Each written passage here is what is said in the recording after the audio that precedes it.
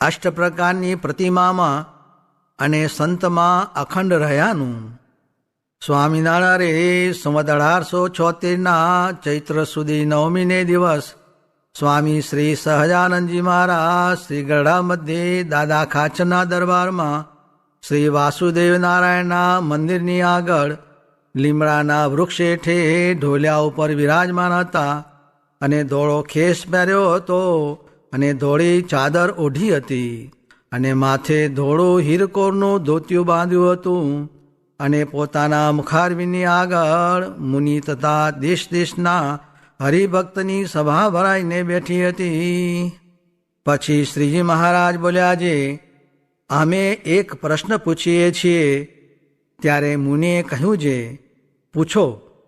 પછી શ્રીજી મહારાજ બોલ્યા, જે 69 કાળમાં અમને 1 મહિના સુધી જ્યારે નિદ્રા આવે ત્યારે એમ ભાસતું છે અમે પુરુષોત્તમપુરીને વિશે જઈને શ્રી જગન્નાથજીની મૂર્તિને વિશે પ્રવેશ કરીને રહ્યા છીએ. અને તે મૂર્તિ તો કાષ્ટની જણાય, પણ તેને નેત્રે કરીને અમે સર્વને દેખતા અને પૂજારીનો ભક્તિભાવ તથા છળ કપટ સર્વ દેખતા. અને એવી રીતે આપણા સત્સંગમાં જે સમાધિનિષ્ઠ પુરુષ હોય તે પણ સમાધિએ કરીને બીજાના દેહમાં પ્રવેશ કરીને સર્વને દેખે છે અને સર્વ શબ્દને સાંભળે છે. અને શાસ્ત્રમાં પણ એવા વચન છે જે શુકજી વૃક્ષમાં રહીને બોલ્યા હતા. માટે મોટા જે સત્પુરુષ હોય અથવા જે પરમેશ્વર હોય તે જ્યાં ઈચ્છા આવે ત્યાં પ્રવેશ કરે છે. માટે તે પરમેશ્વરે પોતાની આજ્ઞાએ કરીને જે મૂર્તિ પૂજવા આપ્યું હોય તે મૂર્તિ અષ્ટ પ્રકારની કહી છે.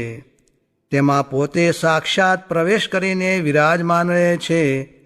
તે મૂર્તિને જે ભગવાનનો ભક્ત પૂજતો હોય ત્યારે જેમ પ્રત્યક્ષ ભગવાન બિરાજતા હોય અને તેની મર્યાદા રાખે તેમ તે મૂર્તિની પણ રાખી જોઈએ. અને તેમજ સંતના હૃદયમાં ભગવાનની મૂર્તિ રહી છે તે સંતની પણ મર્યાદા રાખી જોઈએ.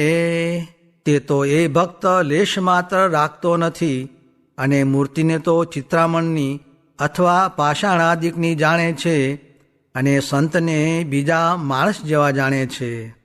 અને ભગવાને તો શ્રીમુખે એમ કહ્યું છે, જે મારી અષ્ટ પ્રકારની જે પ્રતિમા તથા જે સંત તેને વિશે હું અખંડ નિવાસ કરીને રહું છું.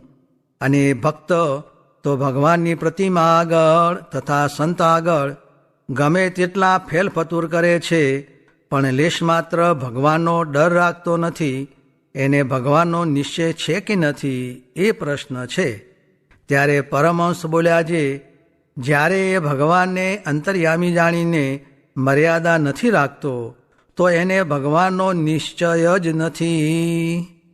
પછી શ્રીજી મહારાજ બોલ્યા, જે એને નિશ્ચય તો નથી અને ઉપરથી પાખંડ જેવી ભક્તિ કરે છે ત્યારે એનું કલ્યાણ થશે કે નહીં થાય. પછી સંત બોલ્યા, જે એનું કલ્યાણ નહીં થાય. પછી શ્રીજી મહારાજ બોલ્યા, જે જેને ભગવાનની મૂર્તિને વિશે નાસ્તિકપણું આવે અને સંતને વિશે નાસ્તિકપણું આવે તેને એટલે જ નહીં રહે. એને તો જેનું ભજન સ્મરણ કરે છે એવા જે પ્રત્યક્ષ ભગવાન તેને વિશે પણ નાસ્તિકપણું આવશે.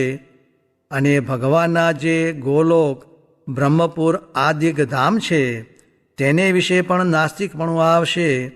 અને જગતની જે ઉત્પત્તિ સ્થિતિ અને પ્રલય તેને પણ કાળે કરીને ને માયાએ કરીને ને કર્મે કરીને માનશે.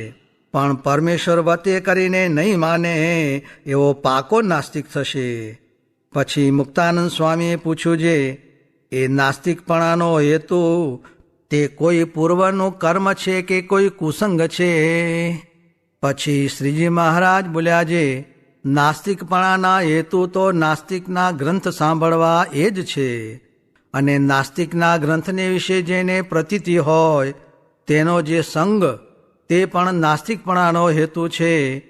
અને વળી કામ, ક્રોધ, લોભ, અહંકાર, માન અને ઈર્ષ્યા એ પણ નાસ્તિકપણાના હેતુ છે. કેમ જે એ માયેલો એકે સ્વભાવ વર્તતો હોય, ત્યારે નારદ સનકાદિક જેવા સાધુ વાત કરે તોય પણ મનાય નહીં. અને એ નાસ્તિકપણું મટે ક્યારે?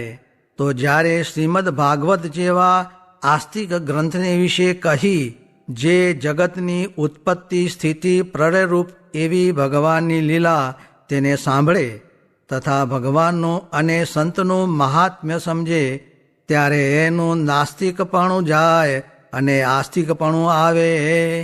ઇતિ વચનામૃતમ. એવી રીતે ગરડા પ્રથમ પ્રકરણનું 68મું વચનામૃત જે તે થયું. મોહામોહ મિલે નિજ પ્રીતમ, કૌન પતિયાર કરે પતિયાસે.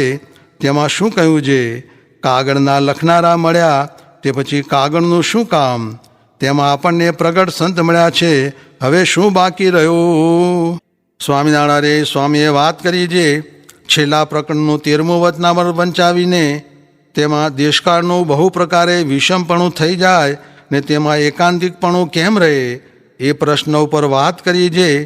નિશ્ચય રહે એ જ એકાંતિકપણું છે અને એ જ રહેવાનું છે. તે જેમ ચિંતામણી રહી અને બીજું ધન સર્વે ગયું પણ કાંઈ ગયું નથી, અને ચિંતામણી ગઈ અને બીજું ધન સર્વે રહ્યું તો પણ કાંઈ રહ્યું નહીં, તેમજ એક નિશ્ચય રહ્યો તો સર્વે રહ્યું ને અંતે એ જ રહેવાનું છે. સ્વામિનારાયણ સ્વામીએ વાત કરી છે સત્પુરુષને સંબંધે કરીને જીવને સંસ્કાર થાય છે. તે એક જન્મે કે બે જન્મે પણ ભગવાનના ધામને પમાડે એવો પ્રગટનો પ્રતાપ છે. તેની વિકતિ જે એનું દર્શન થાય, એનો ગુણ લે, એનો પક્ષ લે, એ આગળ હાથ જોડે ને વળી સાધુ બહુ સારા છે એમ બોલે ને એને અન્ન જળ આપે ઇત્યાદિક સંબંધ થાય. વળી જે ઝાડ તળે બેસે, વળી જે ઝાડનું ફળ જમે, વળી જે ઢોરનું દૂધ નહીં જમે ઇત્યાદિક અનંત પ્રકારે જીવને સંબંધ થાય તો તે સર્વે ભગવાનના ધામને પામે એવો પ્રગટનો સંબંધ બળવાન છે. અને પરોક્ષના સંસ્કારનું ફળ એ છે જે ખાવા મળે, દેહે સાજો રહે ને લોકમાં આબરૂ ધર્મ રહે, એ પરોક્ષના આશરાનું ફળ છે. સ્વામિનારાયણ હરે સ્વામીએ વાત કરી છે જીવથી સ્વતંત્રપણે વિષય ભોગવાતા નથી, તે તો તેના કર્મફળ પ્રદાતા જે ભગવાન તે ભોગવવા દે તો ભોગવાય. સ્વામિનારાયણ સ્વામીએ વાત કરી છે સ્વામિનારાયણના નામથી કાળો સર્પ કરડ્યો હોય તો ચડે નહીં, ને દેહનું આયુષ્ય કોઈનું ખૂટી રહ્યું હોય તો મરે, નિકર એ મંત્ર જપે તો મરે નહીં, ને આ ભગવાન આ મંત્ર ને આ સાધુ બીજે ક્યાંય નથી. સ્વામિનારાયણ હરે સ્વામીએ વાત કરી છે પાંડવ ભગવાનના પ્રતાપે કરીને દુઃખને જેમ સમુદ્ર ગાયના પગલાં જેટલો તરવાને સુગમ થાય તેમ તરી ગયા. માટે આપણે તો કામ ક્રોધ જીતવા એ તો તિમંગળથી ને દુર્યોધનના સૈન્યથી પણ બળિયા છે, પણ ભગવાનની આજ્ઞામાં રહ્યાથી તરી જવાશે. માટે ભગવાનના પ્રતાપનું બળ રાખવું. સ્વામિનારાયણ હરે સ્વામીએ વાત કરી છે સ્વામીએ કાર્યાણીમાં વાત કરી છે દેહ હોય તે વિષય તો ભોગવવા પડે, પણ અનાદરથી ભોગવવા, આદરથી ભોગવવા નહીં. ને હાલ તો જેમ મહારાજ પ્રગટ બેઠા હોય ને જેવો સમાસ થાય ને જેવું ભજન થાય તેમજ સમાસ થાય છે ને ભજન થાય છે. સ્વામિનારાયણ હરે સ્વામીએ વાત કરી છે વ્યવહારિક માણસની ને સત્સંગીની ક્રિયા સરખી છે, પણ સત્સંગી ભગવાનના કહેવાના તેથી મોક્ષ થાય છે. સ્વામિનારાયણ હરે સ્વામીએ વાત કરી છે જૂનાગઢમાં જેટલા છે તેટલાને ફેરવી કૂટીને ગમે તેમ કરીને પણ પાસરા કરીને પાર મૂકવા છે, તો તમારે તો શી ફકર છે, કેટલા દિવસ જીવવું છે. સ્વામિનારાયણ હરે સ્વામીએ વાત કરી છે આ સમાગમ મળ્યો છે તે કોક પૂર્વનો સંસ્કાર ભારે છે, તે સમાગમ કરવા સારું આવ્યા છો ને જે નથી આવતા તેને ભારે પાપ છે. આનું ફળ તો આજકાલ મહિને કે વર્ષે પણ મળશે ને સમાસ ઘણો કરશે. ને કોઈક જાણતા હશે જે કરીએ છીએ ને કેમ કાંઈ થતું નથી, પણ આ તો મેળવણ નાખીએ છીએ તે દહીં થઈને ઘી તો વલોવ્યા પછી નીકળશે ને આ વાત તો બહુ દુર્લભ છે, ને આ સત્સંગ તો ઘણો થયો છે, ને સર્વે પૃથ્વીના માણસ કરશે, પણ આવા કેનારા ક્યાંથી મળશે? ને રૂપિયા તો ગાળે ગાળે આવશે, ને હવેલીઓ પણ થશે, પણ આ નહીં મળે. ને હવે તો કોઈ વાતની કલ્પના રાખવી નહીં. ને આ જીવ સમજવા માંડ્યો તે દિવસથી આજ સુધી ખેડ કરી, વેપાર કર્યો તો પણ રોટલાને દાળ મળે છે, પણ રૂપિયાનો ઢગલો મળે તો શું થાય? દુઃખ થાય. તે માટે આપણને જે ભગવાન મળ્યા છે તે કરશે તે થશે. ને દાળ રોટલા ને વસ્ત્ર તો ગળામાં લીધા છે તે દેશે, ને મોરે તો કટક, દાડા, મિયાણા ને માળિયાના હાટી કંઈક લૂંટી લેતા, ને ખાવા અન્ન મળતું નહીં, ને કાળ પડતા, ને કાં તો ટીડણા, ઉંદર ને રોગ એ પણ કંઈક આવતા, એવા મહાદુઃખ આવતા. ને આવું સાનુકૂળ તો કોઈ દિવસ આવ્યું નહોતું એમ જણાય છે. માટે ભગવાન બજાનો લાગ તો આજ જ છે. અરે અમે 22 વર્ષ વનમાં રહ્યા, તે 3 દિવસે અન્ન મળે, ને ટાઢ, તડકો, વરસાદ અને હિમમાં પડ્યા રહેતા, ને ઓઘામાં રહેતા, ને એક ગોદડીભર રહેતા, એવા દુઃખ સહન કર્યા છે. અને અધ્યાત્મ, અધિભૂત ને અધિદૈવ એ ત્રિવિધ તાપનું રૂપ કર્યું છે. અધ્યાત્મ તો એ જે આ દેહમાં રોગ આવે, અધિભૂત જે સરપ, સાવજ આદિ પરથી દુઃખ થાય, ને અધિદૈવ જે તીડ, ઉંદર આદિ દેવતા સંબંધી દુઃખ થાય, તે ભગવાન ભજે તો મટે, ને ખરેખરું ભજે તો આમ આપણા સામું જોઈ રહે એવા ભગવાન દયાળુ છે.